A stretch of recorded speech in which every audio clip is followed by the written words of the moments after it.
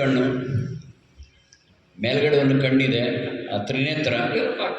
ನಾನು ಅದಕ್ಕೆ ಬೋನಸ್ ಮತ್ತೂ ಕೊಡ್ತಾ ಇದ್ದೇನೆ. ಕನ್ನಡಕ್ಕೆ ಹಾಕ್ಕೊಂಡಿದ್ದಾರೆ 5 ಕಣ್ಣಿದೆ, ಆದರೂ ಹೆಂಡತಿಯನ್ನು ಅರ್ಥ ಮಾಡ್ಕೊಳ್ಳಿಕ್ಕಾಗಿಲ್ಲಲ್ಲ, ಸರಿಯಾಗಿ ನೋಡ್ಲಿಕ್ಕಾಗಲಿಲ್ಲಲ್ಲ, ಸೌಂದರ್ಯವನ್ನು ಆಸ್ವಾದಿಸ್ಲಿಕ್ಕಾಗಲಿಲ್ಲಲ್ಲ, ಅವರು ಮಾಡಿದಂಥ ದೋಸೆಯನ್ನು ನೋಡ್ಲಿಕ್ಕಾಗೋದಿಲ್ಲಲ್ಲ, ಅವರು ಉಟ್ಟಂಥ ಸೀರೆಯನ್ನು ನೋಡ್ಲಿಕ್ಕಾಗೋದಿಲ್ಲ. ನಿಮ್ಮ ಕನ್ನಡಕ್ಕೆ ತಗೊಂಡು ಏನು ಮಾಡ್ತೀರಿ? ಅಂತರ್ದೃಷ್ಟಿಯನ್ನು ಬಳಸ್ಕೊಳ್ರಿ. ನಿಧಾನವಾಗಿ ಹೇಳಿದ್ರಿ, ಅಮ್ಮ ಯಾವತ್ತೂ ಏನೂ ಮಾಡಿಲ್ಲ, ತುತ್ತು ಕೊಟ್ಟವ್ರು ಯಾವತ್ತೂ ಏನೂ ಮಾಡಿಲ್ಲ ಅಂಥೇಳಿ. ಜಗತ್ತಿನ ಸ್ಟ್ಯಾಟಿಸ್ಟಿಕ್ಸನ್ನು ತೆಗೆದು ನೋಡಿದ್ರೆ 3% ಪೆಟ್ರೋಲ್ ಮತ್ತು ಸೀಮೆ ಎಣ್ಣೆ ಸೊಸೆಯನ್ನು ಸುಡಲಿಕ್ಕೆ ಅತ್ತೆಯವರು ಯೂಸ್ ಮಾಡಿದ್ದಾರೆ, ನೆನ್ಪಿಟ್ಕೊಳ್ಳಿ. ಆಗ ಎಲ್ಲಿ ಹೋಗಿತ್ತು ನಿಮ್ಮ ತಾಯಿ ಹೃದಯ?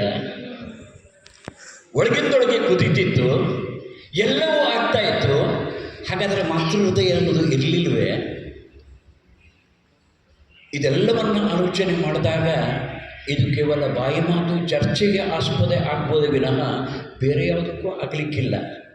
ತಾವೇ ಹೇಳಿದ್ರಿ, ಹೆಂಡಿದ ಜೊತೆಗಿದ್ದು, ಅವಳ ಜೊತೆಗಿದ್ದು, ಅಡುಗೆ ಮನೆಗೆ ಒಟ್ಟಿಗೆ ಹೋಗಿ ಸೆರಗಿಗೆ ಸೆರಗೆ ಹಿಡ್ಕೊಂಡು ಅಡ್ಡಾಡಿದರೆ ಏನಂದರೆ ಅಮ್ಮ ಅವ್ರ ಗಂಡ ಅಂತಂದ್ರಲ್ಲ. ಸೆರಗಿಗೆ ಹಿಡ್ಕೊಂಡಿದ್ದಕ್ಕೆ ಇಡೀ ವಿಶ್ವದಲ್ಲಿ, ಭಾರತದಲ್ಲಿ ಆದರ್ಶ ದಂಪತಿಗಳು ಇದ್ದಾರೆ ಅನ್ನೋದು ನಿಮಗೆ ನೆನಪು ಮಾಡಿಕೊಡ್ತಾರೆ. ಅದು ಸೆರಗನ್ನೋದು ಗಂಡಸರನ್ನು ಸುಡುವಂಥ ಅರಗಲ್ಲ, ಅದು ಇಡೀ ಜೀವನಕ್ಕೆ ಕೊಡುವಂಥ ಮೆರುಗದು. ಯಾಕೆ ಮರ್ತ್ರೆ ಅಣ್ಣ ಅಲ್ವಾ? ಇದೆಲ್ಲದರ ಜೊತೆಗೆ ಅವರು ಹೇಳ್ತಾಯಿದ್ರು, ಅಮ್ಮ ಮುಖ್ಯ, ಹೆಂಡತಿ ಮುಖ್ಯ ಅಲ್ಲ ಅಂಥೇಳಿ. ನಮ್ಮ ಸ್ನೇಹಿತರೆ ಹೇಳಿದ ಹಾಗೆ 20-25 ವರ್ಷಗಳ ಕಾಲ ಅಮ್ಮ ಸಾಕಿದರು. ಆದರೆ ಅದನ್ನು ಮೀರಿ ನಮ್ಮ ಜೊತೆಗಿರೋರು 70 ವರ್ಷದವರೆಗಿರಲು ನಮ್ಮ ಕೈ ಹಿಡಿದಂಥ ಹೆಂಡತಿ. ಅಮ್ಮ ನಮಗೆ ಎದೆಹಾರ ಕೊಟ್ಟು ಬೆಳೆಸಿರ್ಬೋದು, ಆದರೆ ಕೈ ಹಿಡಿದು ನಡೆಸಲಿಲ್ಲಲ್ಲ ರೀ. ಕರುನಾಡು ಬಾ ಬೆಳಗ್ಗೆ ಮಸುಕೆಲೆಯ ಮಬ್ಬಿನಲ್ಲಿ ಕೈ ಹಿಡಿದು ನಡೆಸಲು ಹೊಂದಿದೆ. ಕೊನೆಯ ತನಕನೂ ಕೂಡ ಕೇವಲ ತುತ್ತು ಅಂತಂದರು. ಅಣಬೇರು ತಾರೇಶವರು ತನ್ನ ಜೀವನದ ಅತ್ಯಂತ ದುರ್ಘಟನೆಯ ಸಂದರ್ಭದಲ್ಲಿ ಅನಾರೋಗ್ಯದಿಂದ ನರಳುತ್ತಿರಬೇಕಾದ್ರೆ ಅವರಿಗೆ ತುತ್ತು ಕೊಡುವಳು ಇಲ್ಲದೇ ಇದ್ದಾಗ ಹೆಂಡತಿಯ ತುತ್ತನ್ನು ಕೊಟ್ಟಳು, ಮುತ್ತನ್ನು ಕೊಟ್ಟಳು. ಅದರ ಜೊತೆಗೆ ಇವತ್ತಿನ ವೇದಿಕೆಗೆ ಅವರು ಮುತ್ತಾಗಿ ಮಾತಾಡಲಿಕ್ಕೆ ಅವಕಾಶ ಮಾಡಿಕೊಟ್ರು. ಅರ್ಥ ಮಾಡಿಕೊಂಡ ಸತ್ಯಕ್ಕೆ ಯಾವತ್ತೂ ಸಾವಿಲ್ಲ ಅಲ್ವಾ? ಒಳ್ಳೆಯದನ್ನು ಒಳ್ಳೆಯದು ಅಂಥೇಳಿ ಒಪ್ಕೊಳ್ಳೋಣ. ನೀವು ಹೇಳಿದ್ರಿ, ಇದೆಲ್ಲದರ ಜೊತೆಗೆ ಗಾಳಕ್ಕೆ ಸಿಕ್ಕ ಮೀನು ಅಂಥೇಳಿ ಅಮ್ಮನನ್ನು ಹೇಳಿದ್ರಿ. ಹೌದ್ರಿ, ಗಾಳಕ್ಕೆ ಸಿಕ್ಕ ಮೀನು ಮತ್ತೆ ಯಾವಾಗಲೂ ಹೊಳೆಗೆ ಹೋಗೋದಿಲ್ಲ, ಅದು ಯಾವಾಗಲೂ ಯಾವುದೋ ಸಾಂಬಾರಿಗೆ ಹೋಗ್ತದೆ ಅಂತೇಳಿ ತಿಳ್ಕೊಂಡ್ರಿ. ತಪ್ಪಿಸ್ಕೊಂಡ್ರೆ ಮಾತ್ರ ಅದು ಬದುಕ್ತದೆ. ಗಾಳಕ್ಕೆ ಸಿಕ್ಕದ್ದು ಮೀನು ಹೌದು ಅಂತಾದರೆ ಅದು ಆ ತಂತಿಯ ತುದಿಯನ್ನು ನಾವು ಅದಕ್ಕೆ ನಕರು ಅಂಥೇಳಿ ನಮ್ಮ ಊರಲ್ಲಿ ಸಿಗಿಸ್ತೀವಿ. ಅವೆಲ್ಲವನ್ನು ಸಿಗಿಸ್ಕೊಂಡು ಬಾಯಿ ಹಾಕ್ತಂತಂದರೆ ಇಡೀ ಬಾಯಿಯೆಲ್ಲ ರಕ್ತ ಬಂದದ್ದು ಗೊಟಕ್ಕೆ ಅನ್ನೋದು ಗ್ಯಾರಂಟಿ ವಿನಃ ದೀರ್ಘಾಯುಷ್ಯವಾಗಿ ಉಳಿಯುವುದಿಲ್ಲ. ಕೊನೆಗೆ ಏನಾಗ್ತದೆ?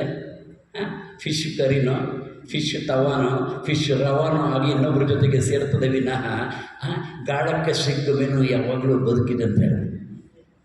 ನನ್ನದೇ ಉದಾಹರಣೆಗಳನ್ನು ಜೀವನದಲ್ಲಿ ತಗೊಳ್ತಾ ಹೋದರೆ, ನಾವೊಂದು 4-5 ವರ್ಷ ಇರುವವರೆಗೆ ಮಾತ್ರ ನನ್ನ ಅಮ್ಮ ಇದ್ದರು. 5 ವರ್ಷದ ನಂತರ ನನ್ನ ಅಮ್ಮ ಇಲ್ಲದೇ ಇರುವಂಥ ಸಂದರ್ಭ ನಾನೊಬ್ಬ ಅನಾಥನಾಗಿ ಒಂದು ಉದ್ಯೋಗ ಸಿಕ್ಕು ದಾವಣಗೆರೆಗೆ ಬಂದಾಗ ನನ್ನೆಲ್ಲ 7 ತಂಗಿಯರ ಮದುವೆಗಳನ್ನು, ಅವರ ಮಕ್ಕಳನ್ನು, ಅವರಿಗೆಲ್ಲ ಮನೆಗಳನ್ನು ಎಲ್ಲವನ್ನು ಕಟ್ಟಿಕೊಡ್ಲಿಕ್ಕೆ ನೋ ಆಬ್ಜೆಕ್ಷನ್ ಸರ್ಟಿಫಿಕೇಟನ್ನು ಊರಲ್ಲಿ ಕೊಟ್ಟು ಪ್ರೂವ್ ಮಾಡಿದವರು ನನ್ನ ಹೆಂಡತಿಯರಿಗೆ. ನಾನು ಯಾವತ್ತೂ ಕೂಡ ಡ್ರೆಸ್ ಮಾಡ್ಕೊಂಡು ಹೊರಗಡೆ ಹೊರಬೇಕಾದ್ರೆ ಕನ್ನಡಿ ಎದುರುಗಡೆ ಇಟ್ಕೊಂಡು ಬಾಚು ಇಲ್ಲ, ಕುಂಕುಮ ಇಟ್ಕೊಳ್ಳಲ್ಲ. ಯಾಕಂದರೆ ನನ್ನ ಹೆಂಡತಿನ ಒಂಥರ ಕನ್ನಡಿ ಇದ್ದಾಗ ಅವ್ರು ಹೇಳಿದ್ಮೇಲೆ ಇನ್ಯಾವ ಸುಪ್ರೀಂ ಕೋರ್ಟ್ ಜಡ್ಜಿಮೆಂಟ್ ಬೇಕ್ರಿ.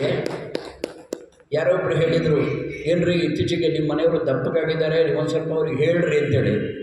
ಆವಾಗ ನಮ್ಮ ಮನೆಯವರು ಹೇಳಿದರು, ಅಳತೆ ನೋಡಬೇಕಾಗಿದ್ದು ನಾನು, ನೀವಲ್ಲ ಆ ಕಡೆ ಇದ್ದೀವಿ. ಅದರ ಜೊತೆಗೆ ಕೊನೆಗೆ ಅವರು ಗಾಯನದ ಮುಖಾಂತರ ಕೂಡ ಅದನ್ನು ಹೇಳಲಿಕ್ಕೆ ಹೋದರು. ನರಸಿಂಹಸ್ವಾಮಿಗಳು ಹೇಳಿಲ್ವೇ, ನಿನ್ನೊಲುಮೆಯಿಂದಲೇ ಬಾಡು ಬೆಳಕಾಗಿರಲು ಚಂದ್ರಮತಿ ನೀನೆನಲು ತಪ್ಪೇನೆ. ನಿನ್ನ ಪ್ರೇಮ ನಾನರಿಯೇ ಕನಕಾಂಗಿ ನಿನ್ನೊಡಿರೆ ನನ್ನ ಮನಸ್ಸು. ಈ ಧ್ವನಿ ಕೂಡ ಕೊಟ್ಟಿದ್ದು ನಮ್ಮ ಮನೆಯವರೇ. ಹೇಳಿದ್ರು 2 ಗಂಟೆ ರೆಸ್ಟ್ ತೊಗೊಳ್ರಿ, ಸಾಯಂಕಾಲ ಮಾತಾಡ್ಲಿಕ್ಕೆ ಹೋಗ್ತಾ ಇದ್ರಿ, ಕಷಾಯ ಮಾಡಿಕೊಡ್ತೀನಿ, ಶುಂಠಿ ಕಷಾಯ ಮಾಡಿಕೊಡ್ತೀನಿ, ನಿಮಗೆ ಮಧುರವಾದ ಧ್ವನಿ ಇದೆ ಅಂತ ಹೇಳಿ ಅದರ ಜೊತೆಗೆ ನಿಮಗೆ ಗೊತ್ತಿದ್ರು ಸಾಕು ಇದನ್ನು ನಾನು ಮಾಡಿಕೊಟ್ಟಿದ್ದು ಅಂತ ಹೇಳಿ. ಆದರೆ ನಾನು ಬಹಿರಂಗವಾಗಿ ಹೇಳಿದೆ, ಕಾಂತ ನಾನು ಇರ್ಬೋದು, ಆದರೆ ಸೆಳೆದುಕೊಳ್ಳುವಂಥ ಗುಣ ಅಯಸ್ಕಾಂತಕ್ಕೆ ಇರಬೇಕು. ವಿರುದ್ಧ ದಿಕ್ಕುಗಳು ಆಕರ್ಷಿಸುತ್ತವೆ, ಸಮಾನ ದಿಕ್ಕುಗಳು ವಿರಮಿಸುತ್ತವೆ. ಒಂದು ವೇಳೆ ಬರೇ ಕಾಂತನೇ ಇದ್ದರೆ ನನಗೆಲ್ಲಿ ಕಾಂತಿ ಇರ್ತಿದ್ರಿ? ಆ ಜೊತೆಗೆ ಲಕ್ಷ್ಮೀ ಸ್ವರೂಪವಾದ ಶ್ರೀ ಬಂದಿದ್ದಕ್ಕೆ ಅದು ಹೇಳಿ ಕೇಳಿ ಅವಳು ಮತಿ, ಬರಿಯೇ ಮತಿ ಅಲ್ಲ ಮಧುಮತಿ, ಅವರು ಬಂದಿದ್ದಕ್ಕೆ ಇವತ್ತು ನನ್ನ ಇಡೀ ಜೀವನ ಮಧುವಿನಂತಾಗಿದೆ, ಬಾಳು ಸಾರ್ಥಕ ಆಗಿದೆ. ದಾಂಪತ್ಯ ಜೀವನದಲ್ಲಿ ಎಲ್ಲ ಏರಿಳಿತಗಳನ್ನು ಕಂಡರೂ ಕೂಡ, ಸಂಜೆ ಮುಂದೆ ಸಾಕಷ್ಟು ಜಗಳಾಡಿದರೂ ಕೂಡ, ಕೊನೆಗೆ ಮಲಗಿದ್ರೂ ಕೂಡ ಎದ್ದೇಳಬೇಕಾದ್ರೆ ನಾವು ಒಂದೇ ಮಂಚದ ಮೇಲೆ ಇದ್ವಿ ಅನ್ನೋದಕ್ಕೆ ಅದಕ್ಕಿಂತ ದೊಡ್ಡದು ಏನು ಬೇಕು? ಹಾಗಾಗಿ ಬದುಕು ಅನ್ನೋದು ನಮ್ಮನ್ನು ಒಂದು ಹೆಂಡತಿ ಬಂದಾಗ ಎಲ್ಲೋ ಹುಟ್ಟಿ ಎಲ್ಲೋ ಬೆಳೆದು ಬಂದಳೊಳಗೆ ಯಾರದ್ದು ಕೂಡ ಪರಿಚಯ ಇಲ್ಲ.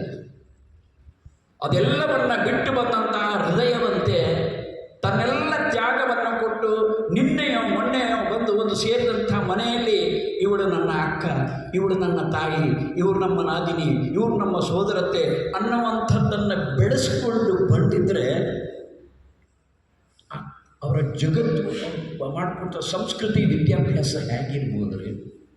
ಹಾಗಾಗಿ ಎಷ್ಟೇ ನಾವು ಮಾತಾಡ್ತಾ ಹೋದರೂ ಕೂಡ ಕೊನೆಯ ಸಂದರ್ಭದಲ್ಲಿ ನಾವು ದೇವರ ಪೂಜೆಗೆ ಕೂತಾಗ ಪಕ್ಕದಲ್ಲಿ ಅಮ್ಮನನ್ನು ಕೂತ್ಕೊಳ್ಳೋದಕ್ಕಾಗೋದಲ್ರಿ, ನಮ್ಮ ಹೆಂಡತಿ ಮಧುಮತಿ ಅಮ್ಮನವ್ರನ್ನೇ ಕೂರಿಸಿ. ಅಭಿಷೇಕ ಮಾಡುವಂಥ ಸಂದರ್ಭದಲ್ಲಿ ಎಡಗಡೆಗೆ ಕೂತ್ಕೋಬೇಕು, ಪೂಜೆಯ ಸಂದರ್ಭದಲ್ಲಿ ಬಲಗಡೆ ಕೂತ್ಕೋಬೇಕು ಅಂತ ಇದೆ. ಹಾಗಾಗಿ ಎಡಬಲದಲ್ಲಿ ಏನೇ ಆಗಿದ್ರೂ ಕೂಡ ನನ್ನ ಬಾಹುಬಲ, ನನ್ನ ಆನೆ ಬಲ, ನನ್ನ ಮತ ಮತ್ತು ಬಹುಮತ ನಾನೇ ಹೇಳ್ತೀರಿ. ಯಾಕೆ ಹೇಳ್ತೀರಿ? ಧೈರ್ಯವಾಗಿ ಹೇಳ್ತೀನಿ, ಹೊಡೀರಿ ಚಪ್ಪಾಳೆ.